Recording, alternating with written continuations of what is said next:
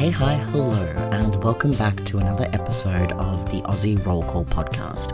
I'm one of your hosts, Stevie, and I'm here to introduce today's episode. On today's episode, you'll meet Scarlet Song. Scarlet is an artist, game master, and an English and literature teacher from Victoria, Australia. She is the creator of Cottage Core Critters, which is a fully illustrated cozy TTRPG for all ages. In this interview, Kate and Dan sat down to talk to Scarlet about her work, the inspiration for Cottage Core Critters, and so much more. You'll even hear about how Dan is already playing this game with the small humans in his life. We also share news about Conquest, a tabletop event in Perth, and about how the timing of the federal election has led to some difficult decisions about the launch of the Port Play Festival. Don't fear, something cool is still happening that weekend. It just won't be quite the Port Play we were hoping for. Now, before I get into this interview with Kate and Dan and Scarlet, I should let you know that we did have some recording difficulties, so the audio quality of this is slightly less than usual, but it's still a pretty clear recording. Now, let's dive into the interview with Scarlet Song. I am so excited about this week's chat. I had the wonderful opportunity to have long chats with this beautiful, beautiful human being at PAX Australia last year. If you've listened, you might have even caught her Fast Five, but we're going to do it with her again anyway at the end. But I have with us today the lovely, lovely Scarlet Song. Do you want to tell the entire internet all about who you are? Because I could gush, but it's even more fun if you get to talk yourself up. Hi everyone, I'm Scarlet Song, she, her, you're probably not a lichen librarian. I'm an artist, professional game master for various systems, probably known best for Candela Obscura, which is in complete contrast with, most of my life. And as of this year, a cozy RPG dev is what I'd like to call it, because it's cozy and cute and I cuddles. I can concur that the phrases cozy and cute are the most apt to go with Cottage Core Critters, if nothing Absolutely. else. So let's maybe start there, because it is your most recent foray, and therefore possibly the most fun. Cottage Core Critters, a cozy critter RPG. Do you want to tell our lovely listening audience all about your lovely little D6 system game? So, Cottage Core Critters is, in short, the combination of loves for picture storybooks like all of the Beatrix Potter works, Brambley Hedge, in Blinky Bill as well, in combination with things like Stardew Valley, Ghibli TM vibes, every lo-fi slow move video you've ever seen. I made Cottage Core Critters last year after, so I tutor outside of all of the other things, because when I had a student cancel, I was like, you know what, I'm going to give doing one-page RPG a good shot. And it ended up being an 80-page RPG, which doesn't sound like much, but it is when you are also the illustrator and the editor and the formatter. And it's been a really lovely game. You have 3 stats. They are Cottage, Core, and Critter. And basically you are playing sweet little anthropomorphic animals living a cute little cottagecore world with a cute little cottagecore life in a world inhabited by natural spirits that may or may not have influence on the story, depending on how much you want to delve into that sort of stuff. Yeah, that one. Yeah. And I assume because of the energy that it gives off, possibly one of the most family-friendly, kid-friendly Yes. RPGs that people are going to come across in the not-too-distant future. I know Dan has a lot to say on this subject, and probably lots of questions to back up. I've been hassling poor Scarlet because I not only bought the game, but immediately started playing with my 6-year-old and talking about her cheetah art teacher creature that recently won a dance competition, and my daughter managed to get a bonus dice by actively dancing around the lounge room at the time. So good. I genuinely, when you told me that, I had the greatest of joys. That was also the reason I recently adjusted the character sheet because my silly Billy self did not recognize that there was no critter section on the character sheet, and I was like, that's weird. I'll go do that now.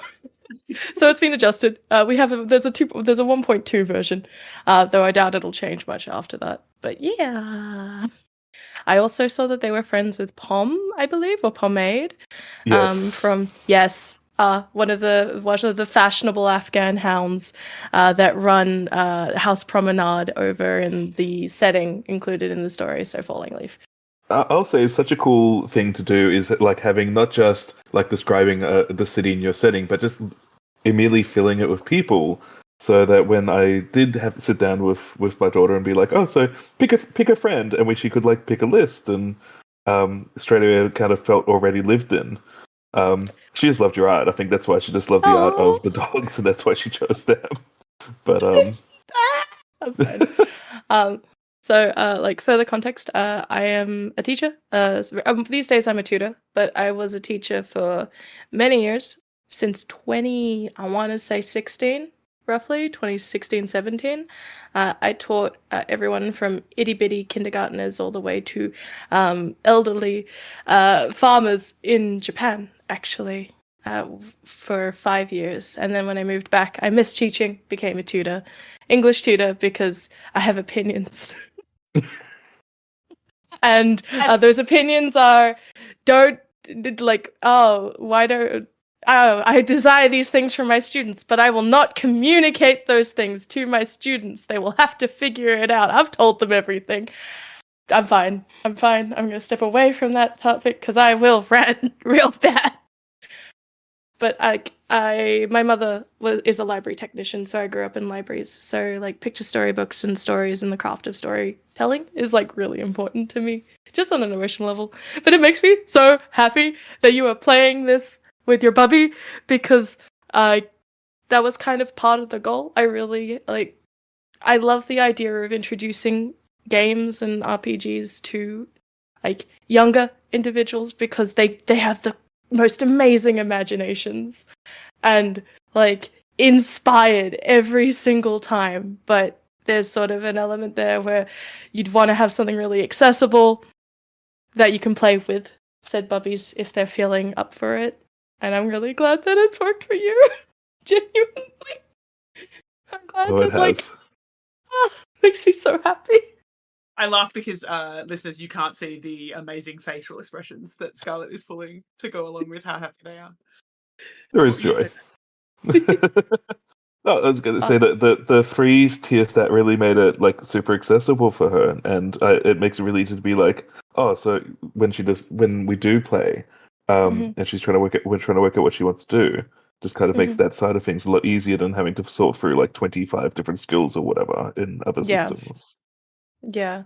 One of the biggest points I wanted to make with Cottage Core Critters was like simplicity and accessibility, because especially as someone who predominantly was an English second language teacher, you can do so much with gesture, right, when you're trying to communicate what you need. But if it involves very wordy, I want to say wordy. Like, I love great RPGs. I love amazingly thick and covered books, but it's not.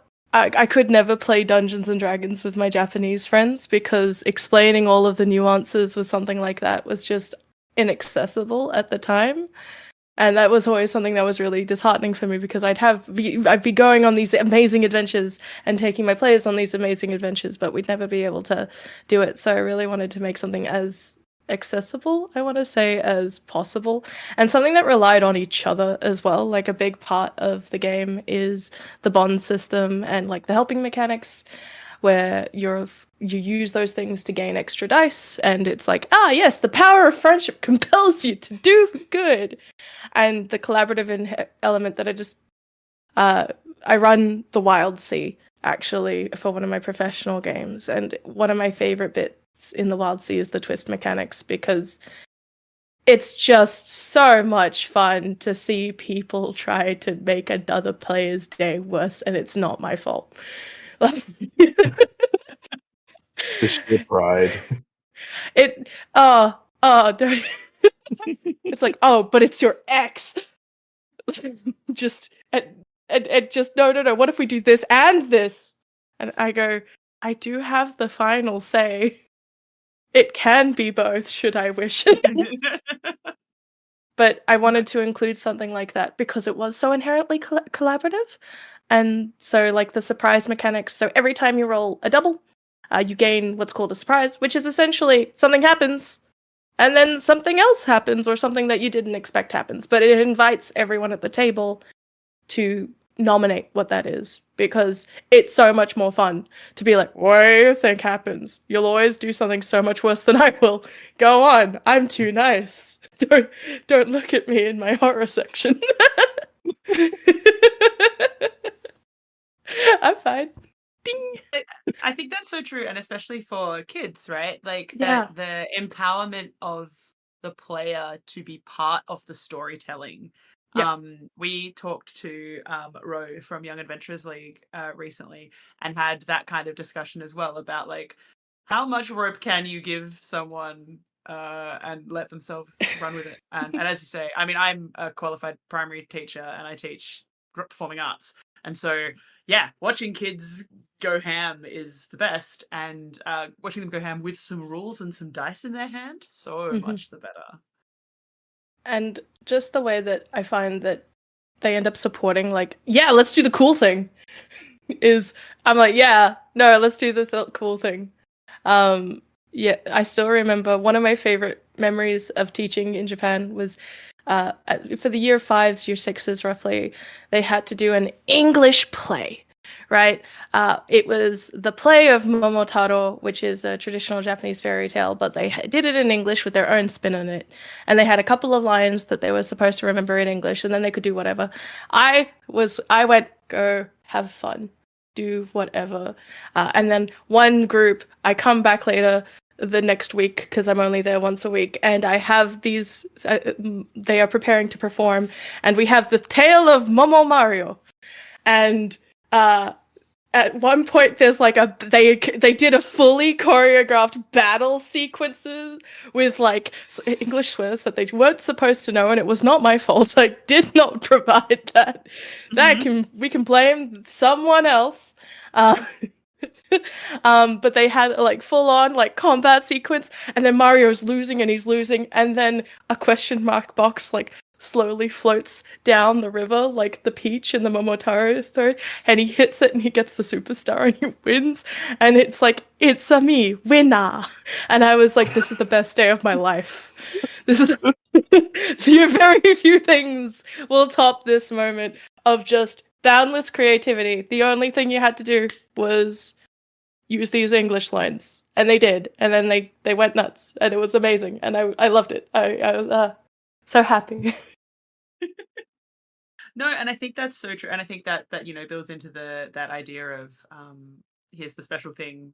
You tell me what the surprise is. Yeah. Because that's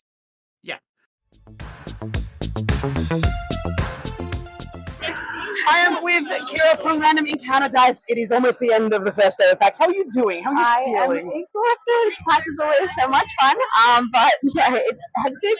It's full on, and we run out of stock super quick. So it's a get down there early, otherwise you'll miss out type moment. Absolutely is. Yes. Well, I've got my fast 5 questions for you. Don't stress, they're super fun, I promise. So, gaming table. What's the snack? What do you have to have in front of you? What are you gobbling down on? Tie between Maltesers and M&Ms. So chocolate-filled deliciousness. Oh, absolutely. Absolutely. Love it. All right, I've got like a 2A and a 2B. Favorite dice shape? Are you a D6 person, a D20 person? I would have to say 6, because when I'm designing, I always think of the D6 for some reason. I'm a D6 person, so it's totally fine. What about, do you have a favorite dice set? I know you design a lot, so like, do you have a favorite set? At the moment, it would have to be the ones that look like the rainbow paddle pop, because that's just my childhood. Absolutely. Okay, 3 more. Favorite tabletop game to introduce a brand new player? No, if you've never played a TTRPG before, what are you introducing? It's gotta be D&D. That's fine. Like, it's the classic. It's what everyone knows. All right, you've got your snacks, you've got your dice. What else do you want at the tabletop? What's your must-have? You've got to have something for the DM. Some kind of not a bribe, just something nice, some kind of treat for the DM, whatever they like. Love that.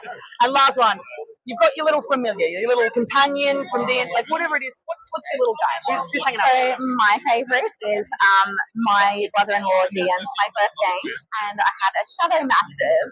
Adorable. So I was a ranger, and he just appeared out of the mist, and it was amazing. And I love him so much to the day.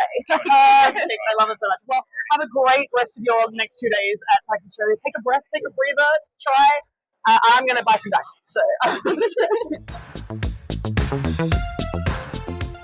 You and I spent a bunch of time talking about geese at PAX Australia for reasons. But that same thing I think holds true because you GM outside of... You are not just Cottage Core Critters, you GM as well. And do you find that same mentality sits in your normal GM world? Oh, yeah, for sure. The number of times I will go, I can't be bothered making up an NPC today. It's your turn. So I'll ask very often when I have a new group, one of the things that I do during a session 0, if we were doing character concepts together, will be connecting questions and like seeds of connection is the word that I've been using. But basically I'll ask an inherent questions like, what did X character do that you respected more than you thought you would when it happened? And that encourages players to firstly think of that moment together.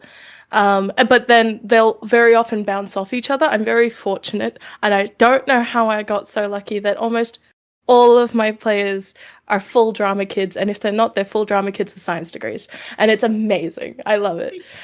And so I'll be like, okay, what did this person do that hurt you in a way that it struck a childhood memory?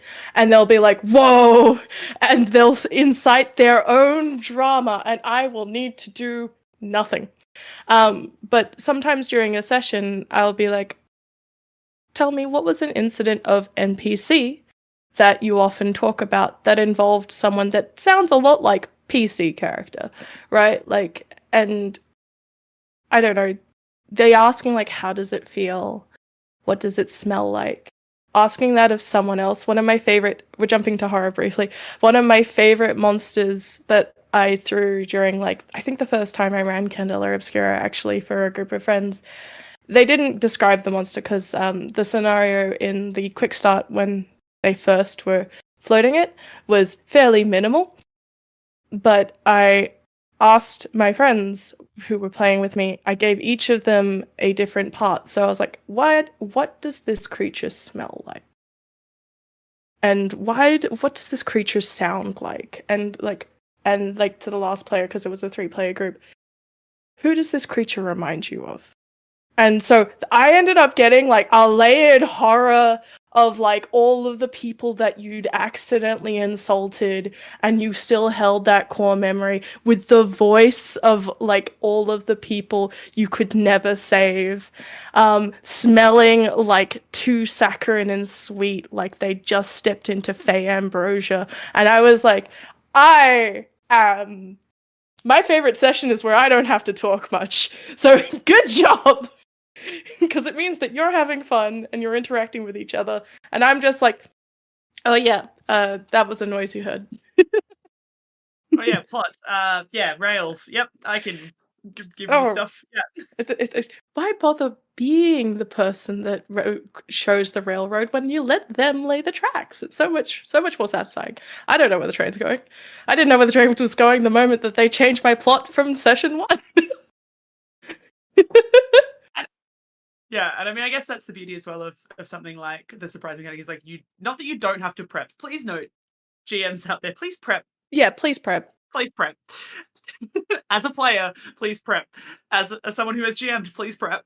But that beautiful thing of it, the story unfolds as much in front of you as it does in front of them, and you get to figure out where your pieces fall, which keeps you engaged rather than feeling like you're driving a train halfway across a map. I know Dan has GM'd for me before, and I occasionally do things that he's like, wait, no, plot. My plot. It was going that way. And I'm like, well, sorry, I'm a giant ladybug. Yeah. I was going to say the relationship building sounds isn't it, that's more of a thing in powered by Apocalypse games where the players kind of already start off having these questioned relationships, which is just such a great way to get started. I really like the ones. I've run a lot of Girl by Moonlight as well, and I really like that a lot of the class playbook / classes / whichever denomination you'd like to call it, is like they have inbuilt questions that ask something of like the player as well as the people at the table. I think I really like connected stories. I one of the things that I did in I mentioned in Candela Obscura a lot, but I suppose it's just like, oh man, so much drama happens in those games. One of my favorite things that happened during the Candela Obscura plot, I was supposed to be a one shot, as these things tend to be, but for Blood and Time, which is the one that I've done with Quest Junkies UK, which is really, really great stuff. Amazing team over that end. Lots of friends that I absolutely adore. The characters had no connections to each other, and I liked that, but I wanted to make it worse. So all of them lost a really important item before a game, and then I gave it to another player that they had on their person, and it had saved them in some way, whether out of an awkward social situation, or in one case it tourniqueted their leg when they had been on their run from like criminals, and it caused so much drama. Somebody was like, what did they do with that ribbon? What happened? How'd they get blood on it? It was orange velvet. And it was that sort of feeling, but I don't know. I like the idea that a party is drawn together by either external forces or social forces or something within the plot. I'm not a big fan of, I am a fan of like people making connections together, but if no one has like a touchstone, I find it quite awkward to say, now you're a team, do things together and support each other in everything you do, you know? Yeah. And be good players about it. Yeah, and like behave. What? Behave? That's no fun. Exactly. Yeah, no. I mean, and I think we've talked, we've talked a lot about Cottage Core Critters, and you've mentioned horror. Do you have a genre you like playing in the most for any particular reason? Oh, both is the answer. Both can be the answer. both is the answer though. Like, so I make the joke that I'm a werewolf often because I'm allergic to silver, and when I was young, so further context, my father was a martial arts teacher growing up. And so little itty bitty Scarlet of tiny size was regularly in sparring matches with people 3 times size. And everyone told me I was the most terrifying. Which, if you can imagine, having someone like really small kick your ass into oblivion, probably not good. Because you don't want to hurt them, obviously, and amongst other things. But I love running horror for the same reasons I actually love really running cozy. It's strange. Like, I love how soft and wonderful and bonding a cozy experience can be, but it's almost the same thing in horror. I love the descriptive elements. I love being able to like hint and have fear incited by another person being like, oh damn, right? Like, oh man, oh no, Scoob, the plot's coming, right? Because the warmth that ends up happening with parties later on with horror is really emotionally rewarding for them. And it's the same way with cozy, because so much of cozy games, or like feeling like, I want to say positive TM, but like I ran a space opera with Girl by Moonlight before I ran anything else, so I don't know if I can qualify it, but it's that soft moment of being still and enjoying the sounds of rain, like leaned up against someone as you've just escaped a torrential downpour. You're both soaking wet. But like that warmth you're sharing with each other is the only thing stopping your teeth from chattering into, I don't know, a rap sequence. But like it's that coziness comes from connection, and it's something that I really love in both genres. Even if I do get a sick satisfaction out of making my players squirm. The most threatening thing you can do with a live player is say roll behind the screen, because they hate that. Why would you say that? So- That's so mean. Yeah, but like if I go, I need you to roll behind the GM screen. This is you aren't supposed to know straight away, because it'll be the impact of it that makes it feel so much better when you find out that you have failed or succeeded. See, one of my favorite things is putting up like an innocuous sign or something like that looks like a countdown, and if anybody asks about it, I say you'll work it out eventually. What is it? The hourglass on the table. That's good Yeah. stuff. I at one point during a final, and it was an explosion. There was a bomb involved in the game that we were playing. I was like, "This is the timer. I have extended this threefold because you are role players. That's how much time your characters have. Go." And it love worked. Good luck, have fun. Mm-hmm. If I'm running in person, I love interactive props. Like I will make so many puzzles, and I will make like so many pieces just so somebody can have that satisfaction of putting key in lock and going and going. I did the thing, and you're like do do do do do do da da da, surprise. Yeah. That's so true. Mm-hmm. Making I don't want to say intangible tangible, but that sort of idea of the taking it out of the brain and putting it literally in somebody's hands. And it can be as simple as like, here is this like I have given a player just a hula hoop, right? Or not a hula hoop. You know the diving rings? Like Yeah. the small rounded diving rings, the weighted ones. And I'm like, you Sinky. find, like I've had one of those, and I've like painted it gold and been like, you find this, and everyone's like, oh, we're giving a physical item. Oh my god, it's not in my brain. Right. I love that idea. I don't want to make. I'll go spray paint one now. Yes, have fun. Make all of the colored rings. Have you got a favorite moment?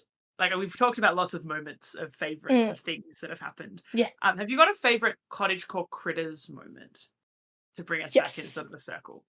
Actually, so I debuted this system officially at Melbourne FurCon 2025. To the furs who are listening, you know that you want to play this mainly because I know you want to play this because it's me. I made this game for me. But I hosted a panel to demonstrate the system to folk who are interested, but it was like a small mini actual play. And the way that stuff came together, that these characters had been made in a very short session, because character creation is pretty quick. Like you pick your size, you pick what artisan skills you have, you pick the tools you have, you pick your personality and make friends. And that's it. That's the system. But there was this moment very specifically during that where we had a fennec fox who was a smarmy bastard, their words. We had a little bumbling crocodilian individual, and we had Jack the soup bear, who was being played by my editor, who my editor volunteered into the position and has been the absolutely come out of nowhere with a rules lawyering wrecking ball and being like, this has a double space where there should be one. Tanro, just quick shout out to him because, like, I don't know. I appreciate everything that you've done for the system, but I'm also like, what the heck? But anyway, during that panel, it was the end moment. So in Cottage Core Critters, there is in the example setting Falling Leaf, there is a place called the Milfour Family Flour and Wheat Farm. So it's a flower field and it's a wheat farm. And it's run by a family of Highland cows. We have like Penelope, who's the little itty bitty baby one. We have, oh gosh, Gail, who is the eldest brother, and then Brooke is the middle child, and then Grandmama Milfa is the only one in the town that knows and likes spirits and believes them to be true and that sort of thing. And they host the First Bloom, which is this little celebration where they celebrate the first flowers coming in to say spring has come. Now, at this event, it's funny, we mentioned Pom and Pomade the Afghan hounds before, but Pom was hosting a fashion show for their spring collection to debut it for everyone there, and they were missing their model, and so the Fennec Fox was like, "Darling, I'm around the right size, aren't I?" "Okay, but your fur's an off-white, and I really needed an alabaster, dear."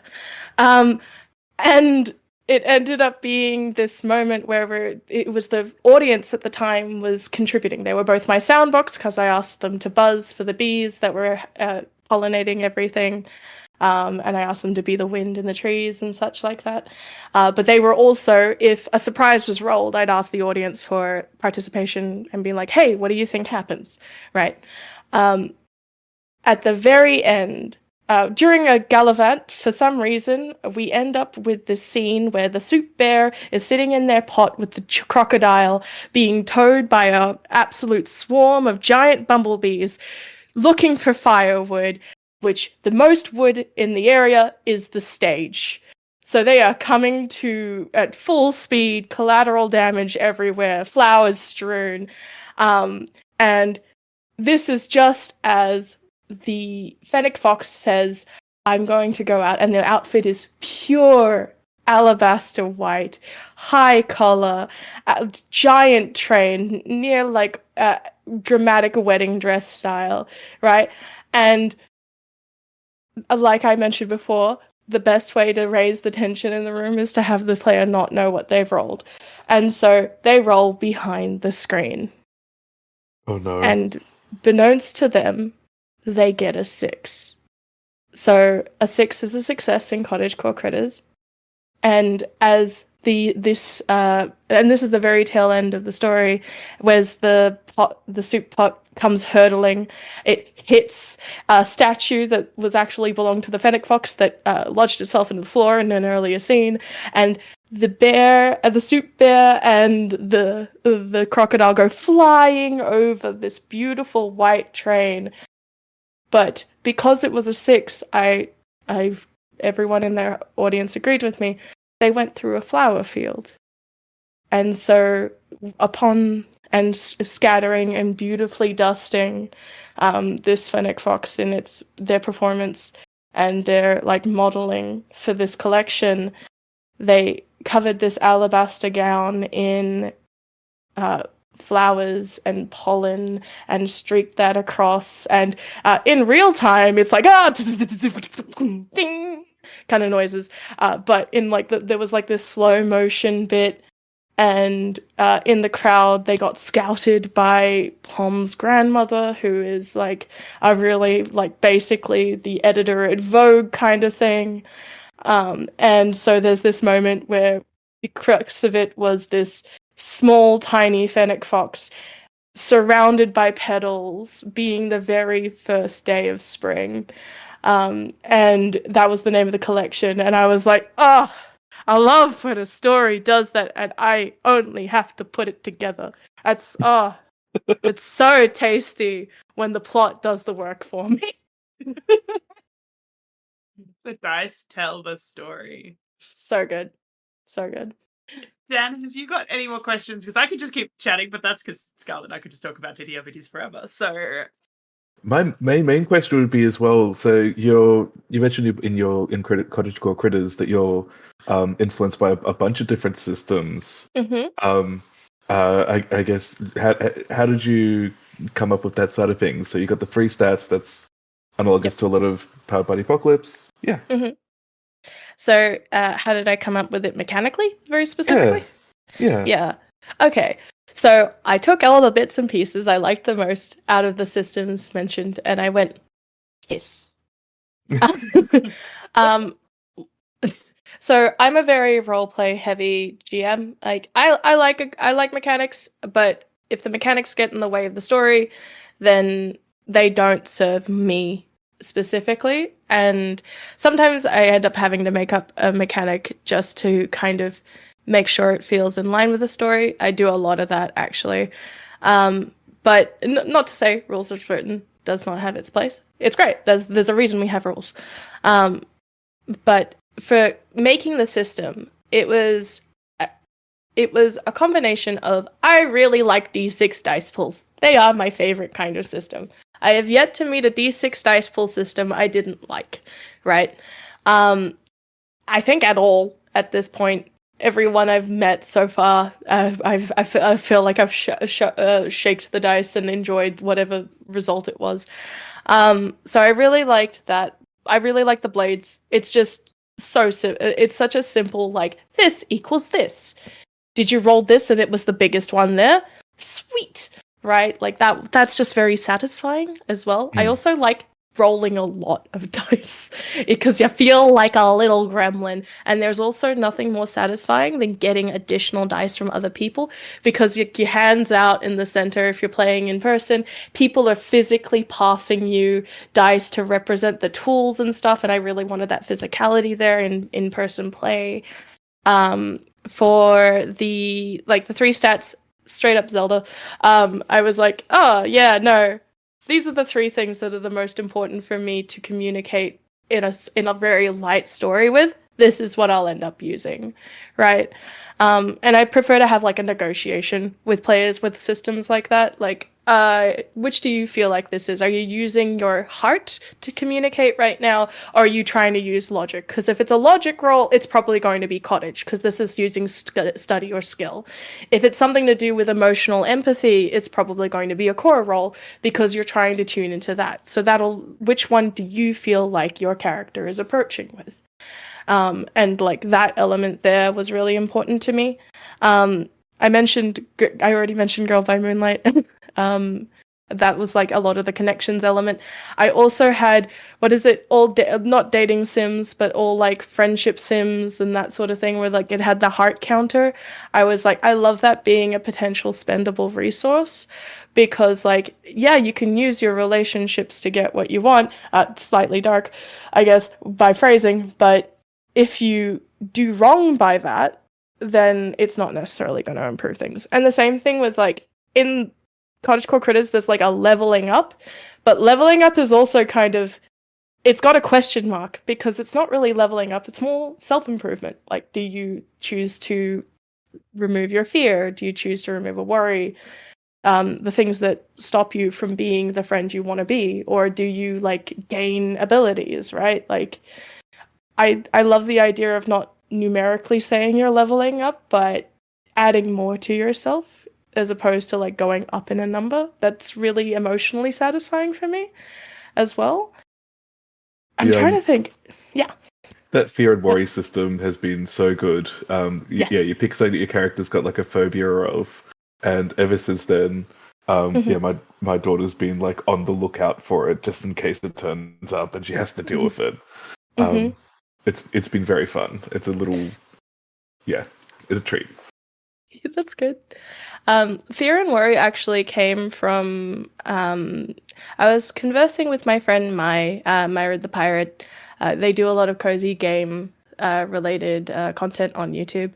But I was talking about it, and I had fear already, but I wanted something not as intense, right? Like, because you're not just defined by your fears, you're defined by, my brain says, the things that you go, that's in my backstory, and now is a resulting worry of my life, like me being late for things. Oh man, being late for things is the worst for me. But I wouldn't say I'm fearful of it. Like a phobia is so much more intense and something that really should be treated with like, I don't know, respect. But like a worry should be treated with respect too. But like the presence of both and being able to overcome both is a really important part for me too. That's like, I'm really glad that it's coming in though. Like that makes me really happy. Yeah, So I'm a nice. bit worried that her fear is losing her job though at 6 years old. Yeah. Yeah, that is a worry. So, would you be willing to tell us more about your puppy's character? Because I absolutely adore this teacher they have created. So she's a cheetah because that's her favorite animal. She's picked up skills in pottery and teaching. So I said, well, you can be the art teacher. And her fear was losing a job. No, her worry was losing a job, and her fear was like cramped spaces or something like that. So Right. yeah, and then my character's like an otter who's also a fisherman. So naturally, Yes. she named my character Fishiot. The Fishion! That's so cute. It's like a Pokemon. Yeah. Yeah. Yes. It's how I felt when she named it that. I'm like, oh, well, I'm in it this deep. It's time. Fishy Yes. hot. Fishy hot. That's exactly my Pokemon character name now. Yeah. I love that so much. Oh my gosh. And I don't have my character sheet with me, otherwise I'll be able to talk about my fears and worries. But also, like, it's a self-insert, so probably need to keep to myself. Well, it's actually interesting because like a lot of people use horror games, and like honestly, Cottage Core Critters was also used as like, this is a thing I'm genuinely scared of. I'd like that to be something I explore at the table, so I will use that in my character. I'm very serious about my lines and veils. Some of the safety lines and veils form that I generally hand out to all new players of mine and gets renewed every 6 months. Because, you know, I don't know what's happened to you in that time. You might have developed something about water that I have no idea about, right? Like, I would rather people feel safe and secure in the spaces that I am in charge of. So, like, having people be like, I wanna push that bruise. I wanna touch that button. Let's go. And I'm like, okay, so this is a thing that you want to. Cool. As long as it fits with everyone else's, like I like I suppose, like, as long as it fits with, like, not pushing it and then everyone else reliving their own traumas, it should be okay for that. But again, cute little cottagecore system. Not as deadly. Again, I run so much horror that it's like, I gave it to because I run for birthdays occasionally and events. I had the same group did Girl by Moonlight one week, and they filled out the form, and then they were like, it was a way more darker than I was expecting. I'm like, yes, sorry, I run a lot of horror. And then you ran horror, and then the next week I ran the horror. I ran Candle Obscura for that group because they had like a last minute birthday, and they're like, hey, can you run? And I'm like, yeah, actually, you've caught me in the one free day I seem to have had, but yeah, I'll do it. The group is very like amazing, amazing players, all of them. But after that, they're like, I see why you run horror now. I didn't think you were so cute and fluffy, and now I'm terrified of you. And It's I'm the martial like, arts training. yeah, it's the martial arts training. It's the like, you have been deceived. You have unveiled my trap card. You have activated Eldritch Horror in attack mode, I guess. There's something else I'd like, actually, on that note, there is something else I'd like to bring up just real quick. There's no combat in your game. There's no combat in it at all. No, because social combat's already hard enough. Yes. So I wanted to step away from combat specific games because, like, one of the things that is, I think I actually specifically wrote it, like, this is not a combat game, right? Because you don't have to use violence to solve, especially social problems. I think I said the wording in the book is like the mechanics for wanting to apologize to someone for forgetting their birthday are the exact same mechanics you'd use to try to appease a monstrous spirit that may have been offended or hurt because you like wrecked their tree, right? Like, violence doesn't solve everything, and I'm not a person that's a hit it till it dies kind of game.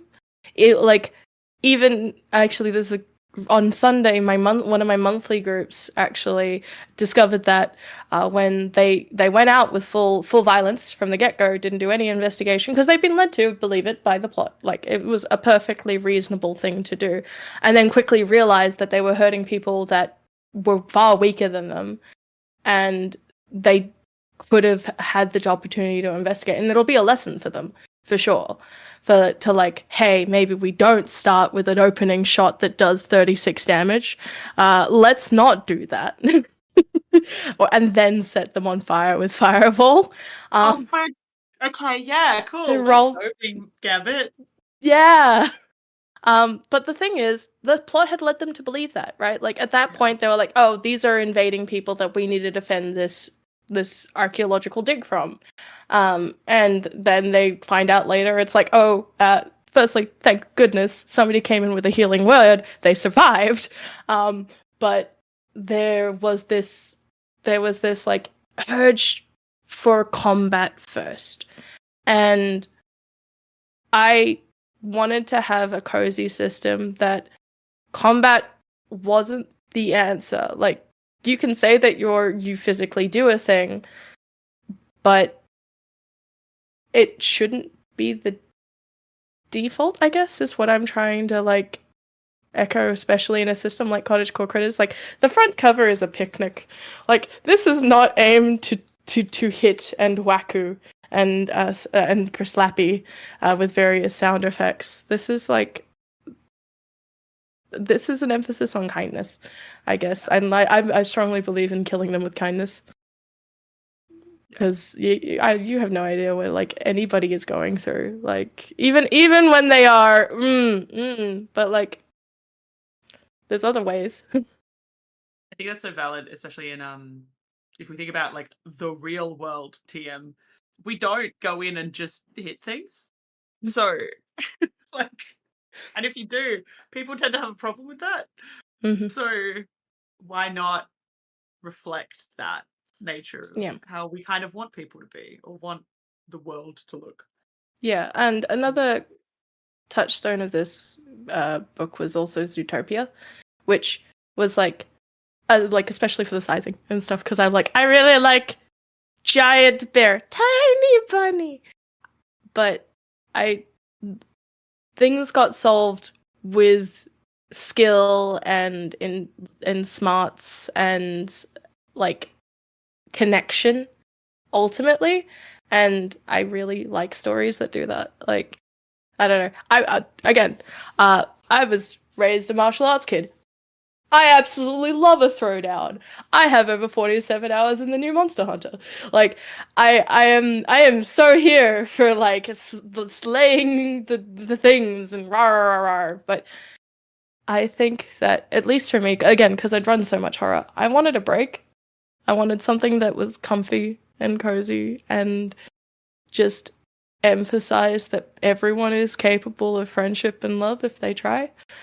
Like, harnessing those connections can make them stronger and more powerful, and you can learn always something new. And that was something I really wanted to emphasize. But yeah, that's why no combat, because there are plenty of other systems for like bloodthirsty no more hit points, please. But I wanted something different. Yeah, Love it. totally fair and valid. I feel, Dan, unless you've got anything else, I feel like it's Fast Five time. Just for audience, just to be perfectly clear, Scarlet has had these Fast Five before. Scarlet has answered these Fast Fives before. but we're still going to do them again because you never know. Things change. People learn things about themselves, and maybe there's something different that they want to answer, especially for the third one. So you'll see why. I have to remember what they are because I forgot. It's okay. I'm going to ask them anyway. So, Whoa. Number 1, best gaming table snack. What do you got your cozy environment. What's your snack? What you chewing down on? I'm a fruit person. So for me, I think the last time I answered this was white grapes. I don't think it's changed. I'm down for my players and I always do a snackutery board. The strawberry and white grape situation is my plate, and if anybody interrupts like nom nom time, that's on them. But you had to stop right here when the mayonnaise finished. Like, how could you? That's so rude. Yeah. Favorite. We've started splitting favorite dice into kind of 2 things. One is like favorite dice set, and one is favorite dice shape. Yep. Go for your favorite dice set is I'll lift it up because it's right in front of me. It was run by Kraken ages ago. I got this way early into my baby bubby career of like being a hoarder. But it's a really nice soft purpley blue. It's got stars and gold sparkles and all of that. These are like my Celestial set. They are also the set for the ship in my home Spelljammer game, which is having its finale soon. It's going to be a multi-day event. For Serenity, the name of the ship that they have. Because she's filled with blue Gamerian crystal, which is the MacGuffin in that universe. Nice. Yeah. And shape? I am so partial to the D4 that is like the crystally D4 that is like it's I don't know remember gemstone-ish, the teardrop shape. like it's like it's got the point on either end and then the center barrel. It's like a barrel, but like 1, 2, 3, 4 from like if you looked at a square cubey from above, and then it has the points at the other end. That is such a gorgeous shape. I love that so much. If I can say that one, in terms of like stereotypical sets, I'm a big fan of the D12. I like that it's almost a soccer ball, but like you also can like knock it and it just keeps rolling and it's so annoying. Right. The one I think might have changed. Your favorite TTRPG to introduce new players to? Yeah, you're right. It has changed. Cottage Core Critters for obvious reasons, but I'm always up for something new. I recently ran. It's an itch game called Friendship Effort Victory, which is shonen anime fight the game, which is semi-powered by the apocalypse, which is really fun. Obviously, Cottage Core Critters because it's easy, fast, and you just need D6s and you can open up a board game for that usually is really good. I really want to run Household RPG by Two Little Mice, I can't remember, the Italian studio, because it's the Borrowers, the RPG, and I need that in my life because that's so good. Yes, so please. It's so cute. I need to play this.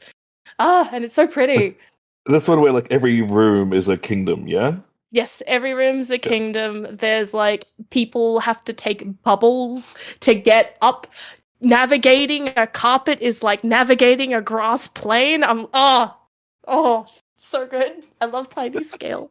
Many big thing. So much fun. But yes, no. That order. Yep. Tabletop must have. You've got snacks, you've got dice.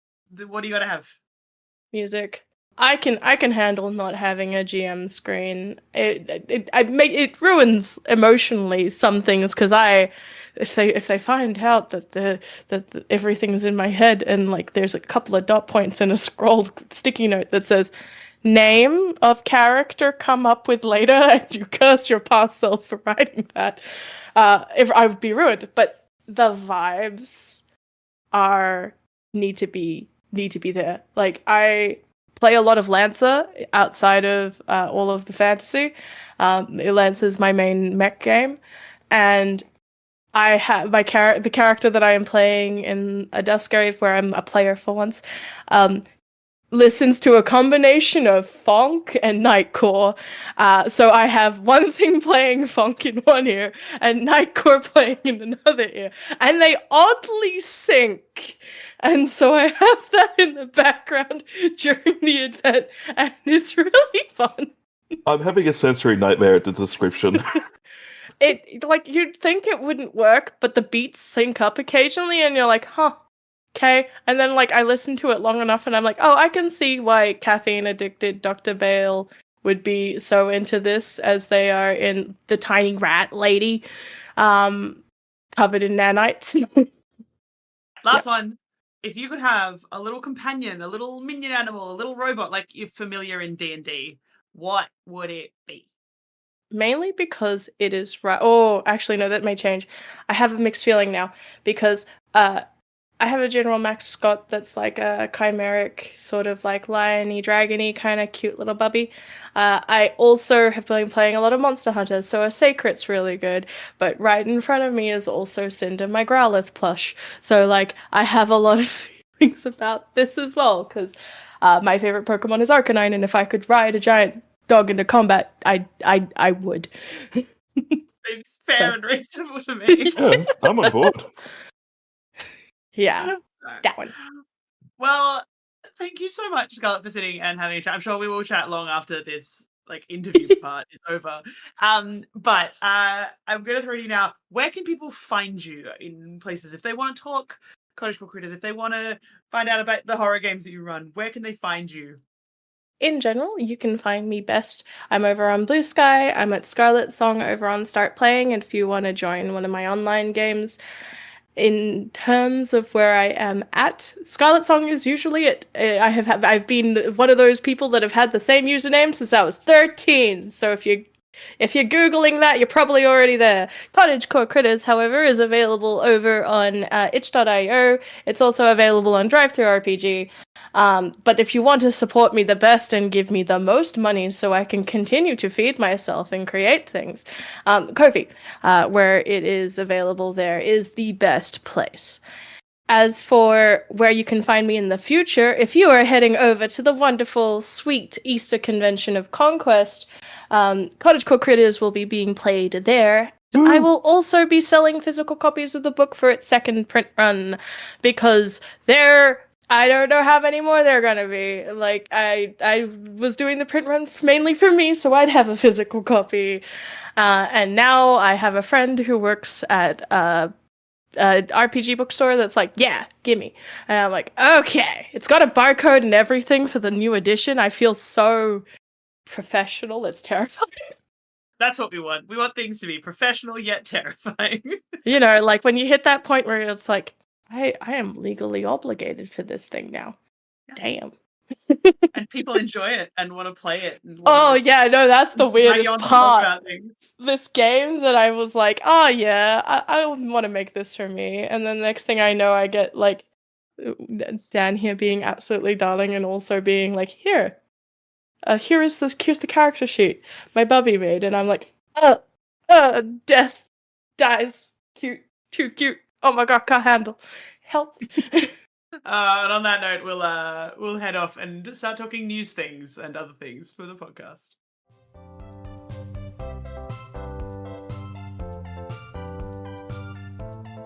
Thank you, Kate, for that excellent segue. So in today's news, let's quickly talk about Conquest once again. This is the Easter long weekend convention happening at the Coburg Town Hall.